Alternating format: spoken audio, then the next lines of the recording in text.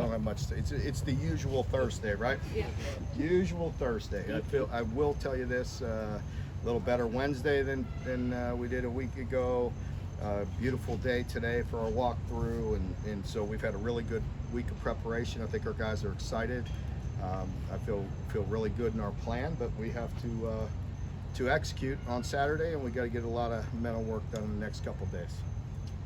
Mark, I think Vince tweeted at the beginning of the week that this was the biggest game since Florida 2018. How do you do that balance between letting your players know that it's an important game, but not overhyping it to where they think about it? Oh, for us, we have the exact same approach every week, but there's a message every week. That doesn't mean they listen to me every week. You know what I mean? That doesn't mean I'll be the first to admit, that certain games, like I tell you, in a 12-game season, you're not always going to peak. You're not always going to play your best. You got to be good enough to win when you're not at your best. But that's no excuse. We only get guaranteed 12 opportunities. So we have to make the most of it. And I know that's easy to say, but these are college kids. They go through ups and downs. They have a ton of things on their plate, and you don't always play your best. But that's on me to get them ready and get them prepared. But our tempo of things is always the same. No one game's more important than the others. The atmosphere, the noise behind it, it's impossible to act like you can ignore that sometimes. But if you want to play in big games, you got to take care of the one that's in front of you. So if we want a big game, then we have to play well this week, and so on. And that's just the truth. You don't play in big games unless you take care of people that's right in front of you. And so our message really doesn't change. I don't. I want to make sure our guys are ready to play each and every week. And again, that's not always the easiest thing to do, is to motivate them every single day to prepare and to have that kind of energy and juice. I know it's easy for fans and media to say, well, what the heck, but it doesn't just happen. You don't just show up. You've heard me talk about that a lot. You don't just show up on Saturday and think, oh, I'm going to turn it on. You have to have that every day.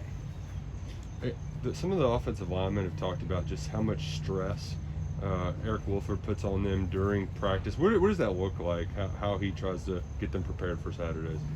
It's definitely, like I told you last week, I was pleased with our conditioning, and that's a big part of it with the offensive line and defensive lines, but definitely he pushes those guys, and it's the type of intensity that you're looking for. I mean, you cross the board. We want to put pressure on these guys through the week so the games are much easier. I know you mentioned earlier too about some guys responding, and not everybody's going to play great every week. Smoke was one of those guys. He's hoping to have a big year, kind of struggle. How do you see him respond throughout the week of practice? He'll respond just fine. I mean, it's unacceptable to put the ball on the ground, but it happens, and he'll get it corrected. And had a really good week of preparation, and so we anticipate he'll have a good day. There's a couple times out there on defense. I mean, I know, especially one of those reverses where Square was almost there before the ball even got there. Just what are some of the ways that you see the leadership really taking over on defense? Well, I think the experience matters in those situations. That's one thing with some of those guys like DeAndre, who you mentioned, and other guys. I mean, we're going to see a lot of deception Saturday as well. And we see it from our offense, and Missouri does a nice job of trying to slow you down with some misdirection and some trick plays and things like that. They saw on film. I mean, we played fast last week, so one way people are going to try to use that to their advantage is do some things with some misdirections, reverses, some trick plays, things of that nature to try to slow you down. The good news is hopefully our players have seen a lot of things. They may have something totally different, but just apply your rules, and that helps with experience. It looks like some of the NIL stuff is trickling out for guys, or at least we're kind of getting more aware of it. Is that I know you talked about that not wanting to be a distraction. Is that, you think that's been pretty balanced? How that's looked? I feel good about it. I mean, I really do. I don't feel like it's been a distraction at all.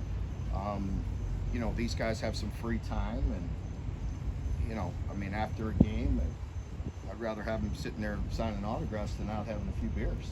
You know what I mean? So doesn't appear to be a distraction right now, and some of the guys that are doing that are very mature and handle their business. So You know, I hope it stays that way. I can't guarantee it, but right now I feel good about where it's at. I mean, see some of the, you know, I know you can't comment about specific individuals in high school, but some of the money you get thrown around. I mean, just how, I mean, you know it's going to be important, but do you kind of expect, I guess, that kind of support here? Like, do you think that's going to happen? Without question, it better if we want to continue, you know, to operate and continue to build this program. I don't know what I'm allowed to say and not allowed to say, but I mean that's pretty good. I mean, we're stating the obvious if we don't. You know what I mean? So I don't know. I better just stop. But you guys put that out there. I think you all know the importance of it. You know? I think you can speak more candidly though how having 3 guys play tonight might help trickle down not only on your team now but future players. Well, I just think it helps. You know, we're just so proud of them. It's a Thursday night, so it's a early night for our players, and our coaching staff gets out of here at a reasonable hour on Thursday, so we can all enjoy it and watch it, and we'll be proud to watch those guys and all of them. You know, so it's fun. What does it just say about your program that all the guys who got drafted made the 53-man? Well, that to me says a lot. You know, I'm very proud of that, and that's a strong statistic that I don't think we talk enough about. You know, and to have 6 guys make it and have 5 defensive players make it, you know, leave our defense and make our 53-man roster, and 6 total, 6 for 6, along with AJ being a free agent and making the practice squad, which I assume will move up eventually. Just says a lot about them. It says a lot about our strength and conditioning team and our coaching staff. And you know, we talk a lot about developing players, but to have them prepared and NFL ready is a big deal for us, and it makes us all very proud.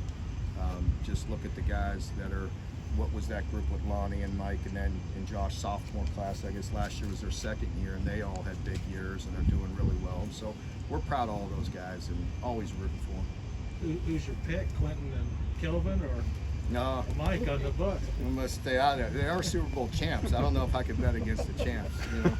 So there's a pretty good quarterback on their team. Working that subject, I was talking to somebody this summer who covers the Redskins, and he was talking about Jamin Davis and talking to the scouts of the Redskins. And said one of the things that Kentucky's got a reputation for developing players. That these guys, they weren't all 5-star, 4-star recruits.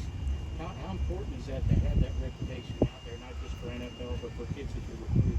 Well, I think it's great respect. You know, when you have these NFL teams, you know, in here, we've had all teams have been through here already, and you know, it says a lot, you know, for our guys. Just you know, that's a compliment. You know, it's a compliment to our assistant coaches, our strength and conditioning team, and to all those guys. I think it's what I want our program to be, and that's hungry. You know, and I want guys, you know, never satisfied for where they're at, and hungry, and always trying to get better for themselves. And if they get better for themselves, in turn, they're going to help the program. And so, you know, I just appreciate their work ethic, and we're going to continue to be that way. The team shared the Chris Oates information again. Why is that important to get that message out? Yeah, I appreciate to get the message out. You know, it's important because Kim and Chris and the family need our help. You know, we all give and have been a piece of that, but, you know, poor Kim is going through so much. You know, when I hear, and we keep in touch with her, and I heard, you know, a van that we got that was breaking down, she couldn't even get Chris to rehab sessions. I mean, something's wrong. You know what I mean? We need to all step up, and I'll be the first one. And I need to, and I wanted to get in front of the Big Blue Nation and help Kim and help Chris because they deserve it. And our fan base is amazing. Our people are amazing. They just need to know that Chris needs the help and Kim needs the help. And they are truly an inspiration. The young man is working his tail off just to talk, just to move certain parts of his body. And Kim is taking care of him and needs to get to the rehab session. So we need everybody's help. And I was the first one after talking to her. I keep in touch with her, but we all get consumed in our own business. And I'm like, Kim, I will step up, and I will get the Big Blue Nation to step up behind you and help you. So I greatly appreciate it. We're all in this together, and I just ask what people can give, you know, whatever that is, you know, but we can't let him drift away and be forgotten. It's just too important, and he means too much to us and to this team, and I greatly appreciate our fan base. It's bigger than football. this is life, and they're amazing people, and we all need to step up, and that starts with me as well. All right. Thanks, Coach. Thank you. Appreciate it.